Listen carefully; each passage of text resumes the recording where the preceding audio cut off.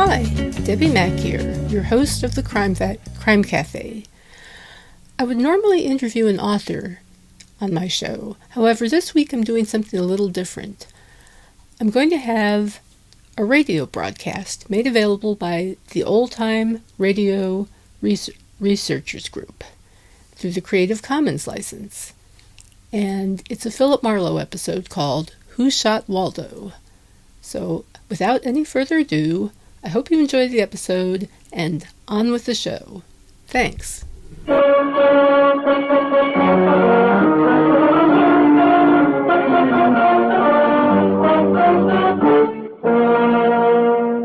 Lever Brothers Company presents the Pepsodent program, The Adventures of Philip Marlowe, starring Van Heflin.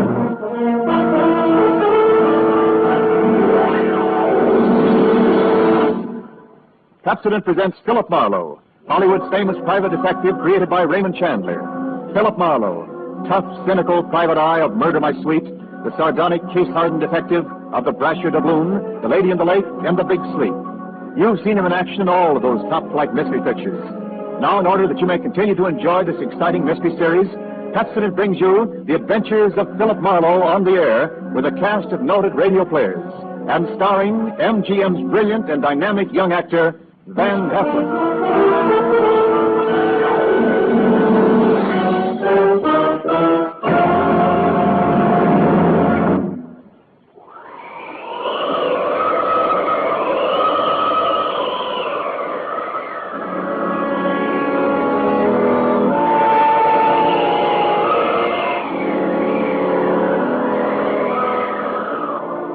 There was a rough desert wind blowing into Los Angeles that evening. It was one of those hot, dry Santa Anas that come down through the mountain passes and curl your hair, make your nerves jump and your skin itch. On nights like that, every booze party ends up in a fight, and meek little housewives feel the edge of a carving knife instead of their husbands' necks. Anything can happen when the Santa Ana blows in from the desert.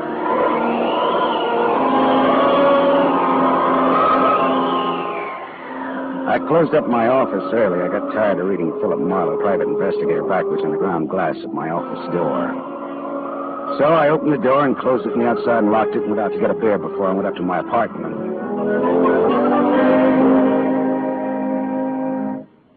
Filler up again, Mr. Marlin? Marlowe. Marlin is a fish. Yeah, I know. Hey, you bartender. Come in on the ride. Drunk again. What'd you expect in this business? Autograph hounds? Make it snappy, yeah? Be right with you, sport. I gotta draw this man a beer.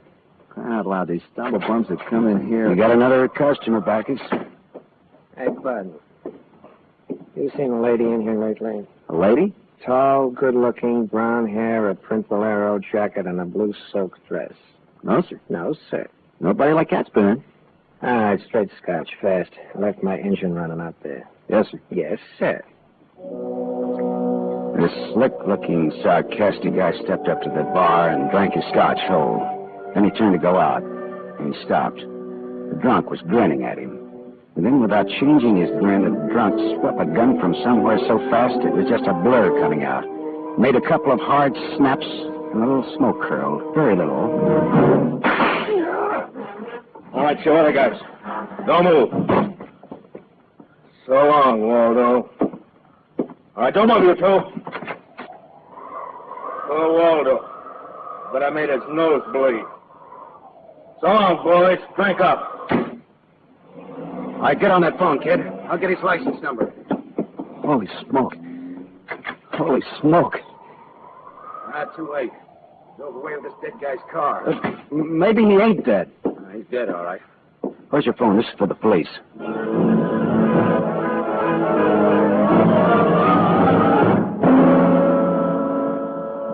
The prowl car boys were there in about 5 minutes. Waldo was out of business, all right. And nothing in his pockets told who he was, but he had about $700 on him. I told the cops what I knew, including about Waldo's tall, brown-haired, pretty girl in the bolero jacket. It was about 9 o'clock when I stepped out of the elevator in my apartment house and almost walked right into a tall, brown-haired, pretty girl in a bolero jacket, waiting for the elevator on my floor. Oh, excuse me. Just a minute, lady. I said, excuse me, I'm in a hurry. Else you'll be good enough to Look, you step better out not go outside in those clothes. Just what do you mean by telling me This what? isn't a make. You're in trouble. Trouble? Yeah, the cops are looking for you, in those clothes. But I haven't done anything that's... I'm in room 41 across the hall now. I never collected an etching in my life. All right, I'll go with you. I'll go. I got to my room and rustled up some scotch and soda and brought the girl her glass. She had a small automatic in her hand. It jumped up at me, and her eyes were full of panic. I put down both glasses on the table slowly so that I wouldn't be misunderstood. Look, sister, maybe this wind has got you crazy, too. Don't move.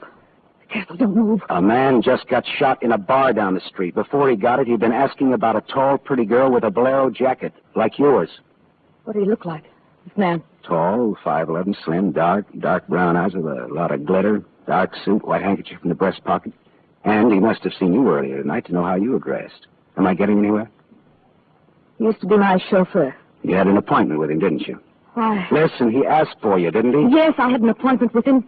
He'd stolen something from me when he left 3 days ago. I was going to buy it back from him. Why didn't you tell the police? I couldn't tell them. It was valuable, wasn't it? Valuable enough for Waldo to steal? $15,000. Oh, it's peanuts. But it wasn't the value. It meant something to me. The man I loved gave it to me, and now he's dead. He was a flyer shot down over Germany. I'll go back and tell my husband that. He probably hired you. He did? Well, how much is he paying me? And where is this husband of yours? He's at a meeting. This late at night? He's a very important man. He's a hydroelectric engineer. I'll let you know that my husband is one of the... Skip it. I'll take him out to lunch sometime and have him tell me himself. And about Waldo. Whatever he had on you is dead stock now, like Waldo himself. He's dead. Waldo's dead? Yes, sister, he's dead. Dead, dead, dead. Lady, he is dead. Oh. Now scream and I'll give you 2 black eyes. I'm not going to scream. Who would that be? There's a dressing room behind that door. Hide there. Now, don't argue with me. Do it. It's all right.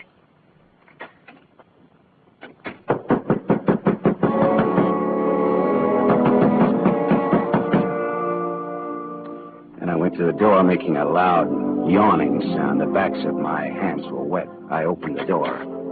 Without a gun, that was a mistake.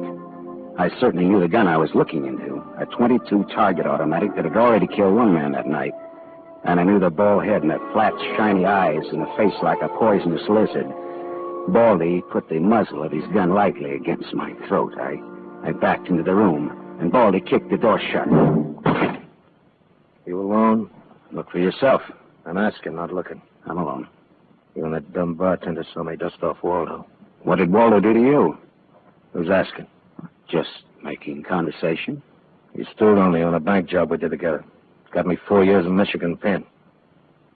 How is he? Dead? I'm still good, drunk or sober. Tell me why I came here, pal. You heard the barkeeper and me talking. I told him my name, where I lived. That's how, pal. I said why. Skip the hangman would ask you to guess why he's there. Oh, you're pretty tough at that, ain't you? But you're slamming off, pal. All right, but you could get that gun out of my neck and try somewhere else. Oh, yeah, sure. Is this better? This suits you all right? So it is my neck. Save when, pal? Sure, party. I leaned against the gun. The door at the dressing room showed a crack of darkness. The crack widened. I began to shake a little. The girl came quietly into the room, but there was white all around her irises. She was scared. She had her gun in her hand, but I was sorry for her. Dead sorry. She'd try to make the door scream either way. It'd be curtains for both of us. You scared, mister? You worried about any little thing? I couldn't talk. The girl floated in the air somewhere behind Baldy, and her horrified face was drifting toward us. My mouth was as cold and dry as yesterday's toast. Well, kid, how's it feel? You ready yet? Go on, say the word. Well, don't take all night about it if you're going to do something about it. Why not, pal? I like this. Now, suppose I yell. Go ahead, yell. Go ahead. Hey, look! Oh? Thanks, sister. Thanks. That buys me. Everything I have is yours now and forever. You flatter me no end, lady. I only punched him. All right, now get out of here while I call the cops down on this killer. Good night. Good Hey, night. wait. Leave that bolero jacket here. Marks you for the cops. Oh, yes, here. Okay. See you again? What? Oh, I don't know. No, I guess not. After all, who am I to be the rival of a dead flyer? I'll see that the police get Jesse James here. Good night, lady. Yeah?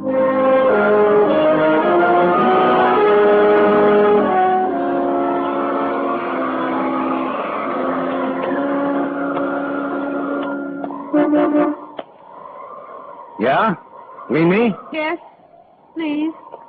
Oh, you. Again, huh? Sit in. I must talk to you.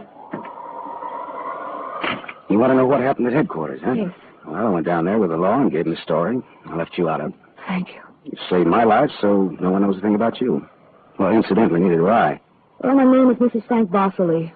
212 Fremont Place, Olympia 24596. Is that what you want? I guess so. Well, there it is. Now, why did you really come back? I wanted my pearls. Pearls? Yes. Pearls, too, huh? All right. Tell me about the pearls. You've had a murder and a beautiful mystery woman and a sadistic killer and a heroic rescue. Now we will have pearls. I was to buy them back from a man called Waldo. Well, I saw everything that came out of his pockets, and there weren't any pearls. Could they be hidden in his apartment? It's possible. Waldo lived on the same floor you do in this apartment house. And why didn't I know him, at least by sight? He moved in last week. He managed to get a sublet. Great, a sort of an amateur magician on the side, huh? It's getting rather late. Yeah. What about your husband this hot, mysterious night? He's still at his meeting. You could have brought him along. You could have sat in the back seat working out a problem in hydroelectrics while... While what? Well, I didn't have any answers that wouldn't sound cheap or just ridiculous if from the sophomore class of radar team. I had an unlit cigarette in my hand. I threw it out of the window. I took a hold of her and kissed her. She sat very still. I was shaking when I let go of her. Her voice trembled a little when she spoke. I meant you to do that. I wasn't always that way. Only since Johnny Dalmas was killed in the war. He gave me those pearls.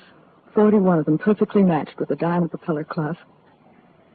I'd have loved them if they'd been wooden beads, because he gave them to me. I love Johnny.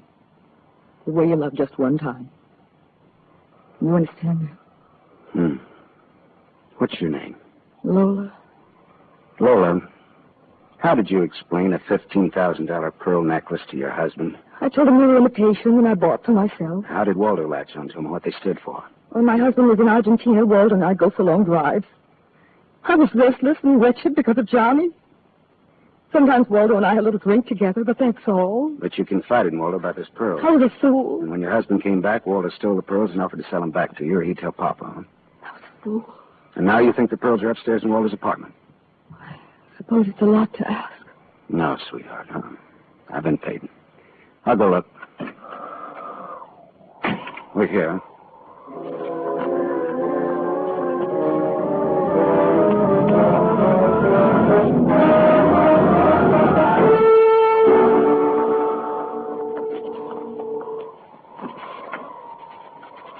Was the gun long, Lola? No. So? No. No pearls? No pearls. Oh. There was a man in Waldo's room. Man, who? You know a man named Leon Bostanos? Not by name. I don't know. Mexican, South American, about 45, small, iron gray hair, very neat, fawn-colored suit, wine-colored tie. No, I don't think I know such a man. Is he the one in Waldo's room? Yeah. What does he have to say? Very little. In fact, nothing. He's dead.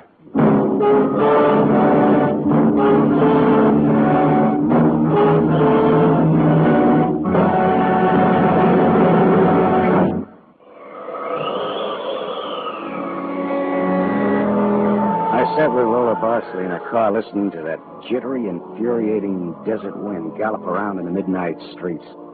I just told her about the Latin-looking man I'd found in Waldo's room in a very dead condition. I held her hands until they stopped trembling. Then I gave her the few remaining details. He had a gun in a shoulder holster, but someone had strangled him before he could use it. Someone?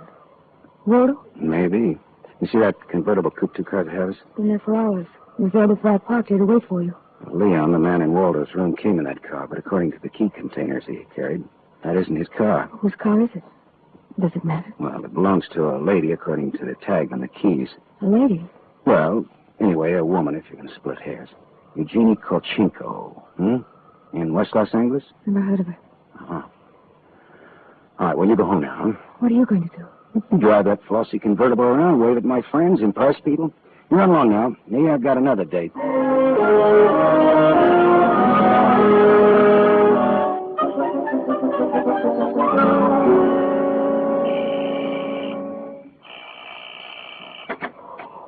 Yes? What is it, please? Miss Eugenie Kolchenko, Yes?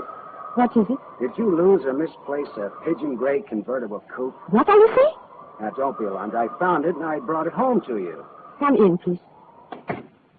It is a reward you wish. Shall we say... Snap out of it, Dragon Lady. Who was he? Who was who? A little guy, Leon. You loaned your car to. He's dead. Who was he? Oh, no, no. Oh, yes, yes. Eugenie. Darling, come here, please. What's the matter, honey? Who is this man? I came about Miss Kolchenko's car. What about her car? The gentleman who borrowed it couldn't return it on account of he isn't alive. He's dead. Darling, he's dead. Well, that's putting it more bluntly, of course. Dead, eh? Completely. Who are you?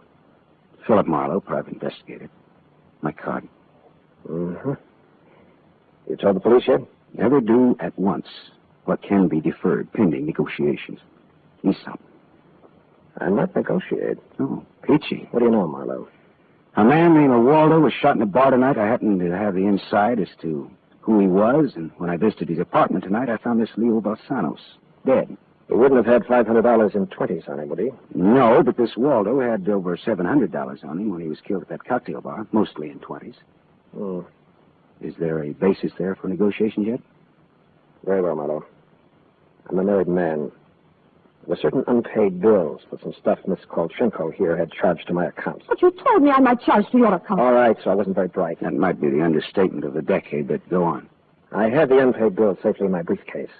Somehow this Waldo had a chance to steal the briefcase. I hired Leon and gave him $500 to buy back those bills from Waldo. Instead, Waldo took Leon's dough and was forced to kill Leon in the process. And then he went out to keep another date and accidentally walked into an old pal hostile enough to blow him down. And someone still has those bills. And I'm in for remorse. The man who shot Waldo got away in Waldo's car with your briefcase in it. Yeah, that could be. The cops caught him. Oh. And the police have the briefcase. Maybe. But the police are interested in solving crime, not in tossing mud for the benefit of sensation eaters. Look, I've got a friend or two at headquarters. Let me see what I can do. It's worth $500 to me. Well, then that's what it'll cost you. Well, good luck. And, thank you, Mr. Marlowe. Philip Marlowe, remember? My name is Frank Barcelay. Barcelay. Oh. What does that mean? The big hydroelectric engineer? Yeah. How did you know? My voices tell me. Who? Darling, this man is manifestly insane. It's the heat, Miss Kolchenko. It's the Santa and it's the desert wind. May I use your telephone?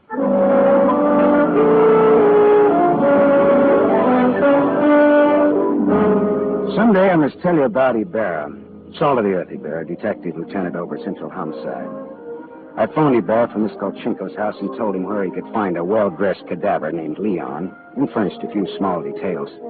I gave Ibarra time to check my tip, and then I went down to see the good lieutenant and told him why I'd been up in Waldo's room, only to find Leon instead of a certain lady's string of pearls. Pearls, eh? Well, I thought Waldo might have them up there. Whose pearls were they? A lady's. Go on. Or they might have been in Waldo's car that Waldo's killer drove away in. Yeah. Well, what, yeah? They might have. Also a batch of unpaid bills charged to the account of a certain Frank Barcelay? Yeah. Uh-huh. Well, now, the police aren't interested in domestic scandal. They want to prevent or to solve crime, right? So? So I've got $500 for the police fund if those pearls and those bills are returned to their rightful owners. Quit your kidding. No, it's a valuable necklace. Yeah? There's your necklace. That's it. 41 pearls, perfectly matched diamond propeller clasp. That's it. That's the one. Take it away, Morrow. On the level? Just tell me straight what it's all about, all that. Sure. Well, this Waldo was blackmailing a wife with the pearls, and her husband with the bills, by the name of Barcelay. Well, Barcelay sent Leon to get the bills from Waldo. Instead, Waldo killed Leon, then stepped out and happened to get shot by that guy at the bar. Now, if Barcelay's name stays out of the paper, I get $500, and that goes to the police fund. We'll keep him out. Well, now, I'm not in this case for money. I just want to get back the bills and the pearls. As you say, Morrow, the police aren't in business to sling mud. Well, you can deliver the pearls to the lady yourself if you like. She lives at... No, Morrow. You better take them to her. You see, except for the diamond propeller clasp on them, they're They're phony.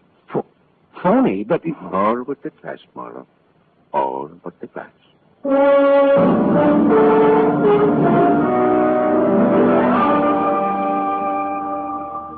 stared at him barely.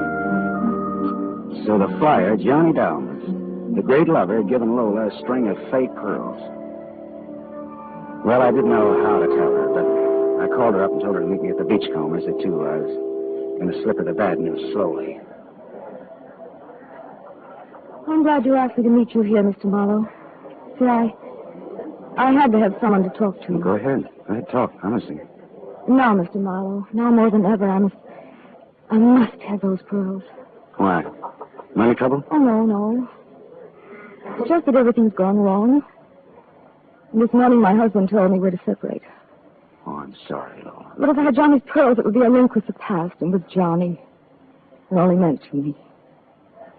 It's how a woman feels, Mr. Marlowe. I wouldn't blame you for not understanding. Maybe I do, though. So please, Mr. Marlowe, please, we'll try to find my pearls. Lola, look, Even if it isn't all of them. Any part of them. Any single smallest one of them. It'll be Johnny's.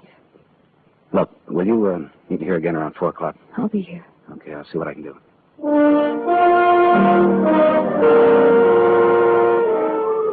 There was only one earthly decent thing I could do.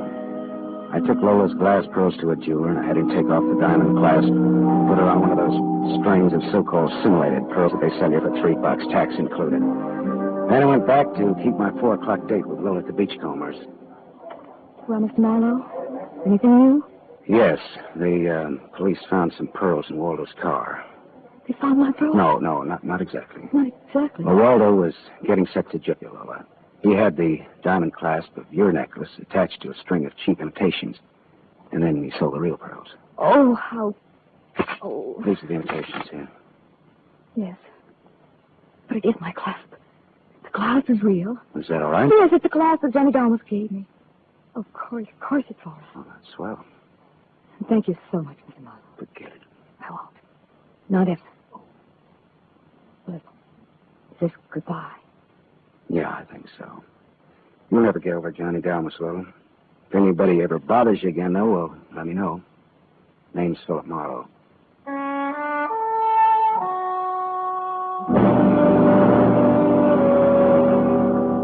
I drove almost to Malibu and then I parked and walked out on that rock cliff. Then I reached in my pocket and dug out the string of Bohemian glass pearls that Lieutenant Ibarra found in Waldo's car. I cut the knot at one end and slipped the pearls off one by one. One by one, I flipped them into the water. Gull swooped down on them, and they flapped up again, screaming indignantly. The phony pearls had fooled Waldo and Lola Barsley, but they couldn't fool a seagull. I said to myself, to the memory of Johnny Dalmas, just another four-flusher. I listened a while to the wheeling seagulls. All at once I realized that the wind had died. The Santa Ana had blown itself out. The red wind was done. It was over.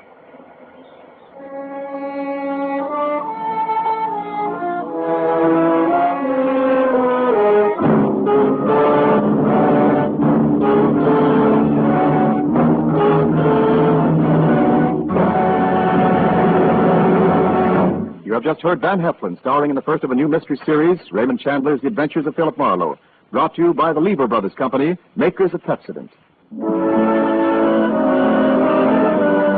Tonight's story on The Adventure of Philip Marlowe is based on Red Wind, written by Raymond Chandler, creator of Philip Marlowe, the screen's most famous private detective. It was adapted for radio by Milton Geiger.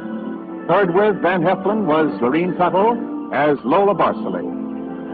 And this is Wendell Niles inviting you to listen again next week at this same time to another exciting story on The Adventures of Philip Marlowe, starring Van Heflin with a distinguished cast.